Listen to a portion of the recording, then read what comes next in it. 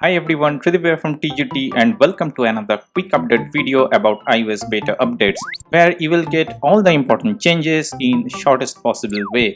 Apple has released iOS iPadOS 15.5 beta 3 for the developers. By the time you are watching this video, public beta may be out as well. You need to have the iOS 15 developer or public beta profile installed on your device to update to this version. The update size was 553.1 megabytes in this iPhone XR, around 400 to 500 megabytes on all the other devices. I was on iOS 15.5 beta 2 previously. The build number for this update is 19F5062G. So we have gone back from E to G here. There is a new modem firmware update in this version, so network and connectivity wise, if you had any issue on the previous beta, that should improve. But connectivity wise, the previous beta was stable enough for me. The AirDrop issue also seems to be gone at this point. Now let's talk about what's changed in iOS 15.5 beta 3. Well, feature wise, there are no distinct new ones, but there are a lot of changes in the background. Moreover, this update may be termed as a bug fix update.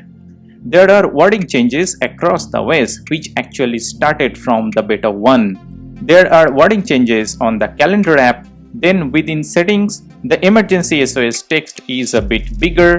This one actually changed in beta 2 and many places across the OS, including while setting up an iPhone for the first time, you will notice some wording changes. The Apple Pay rebranding as Apple Cash is also continuing across the OS. Countries where Apple Pay is supported, users will find Apple Pay is now being termed as Apple Cash within the Apple Wallet, Messages and many other sections. Also mentioned within the codes, there are changes in iMessage app as well. You might know that according to the upcoming EU guidelines, all the apps across all the operating systems should be able to interconnect. So maybe Apple is opening up iMessage to connect to non-iOS users as well. At least it looks like from the codes in this beta. Also, support for the PassKey technology for the supported websites and apps are yet to be implemented, but that has been mentioned within the codes in this beta as well. So it seems Apple is preparing ground to launch that in future for the developers. As these beta updates are mainly for developers, so not much visual changes as I mentioned before, but many things changed within the codes.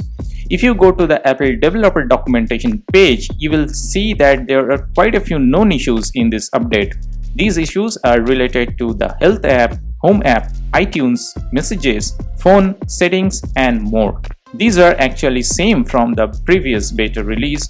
Also, there is one resolved issue related to the store kit. After this update, some of you encountered quite a few bugs as well.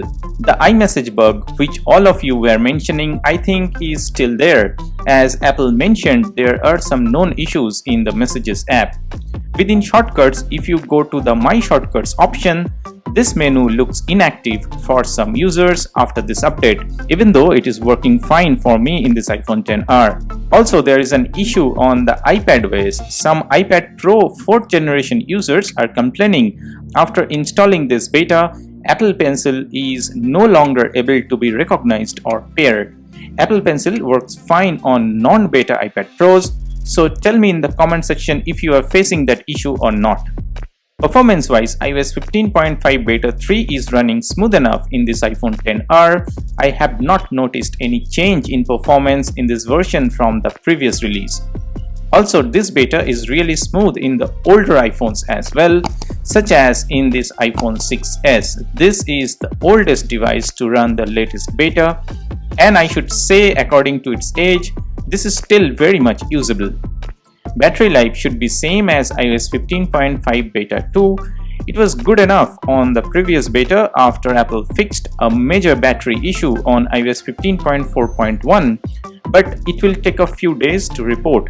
But I think iOS 15.5 beta 3 is already providing better battery life than iOS 15.4.1.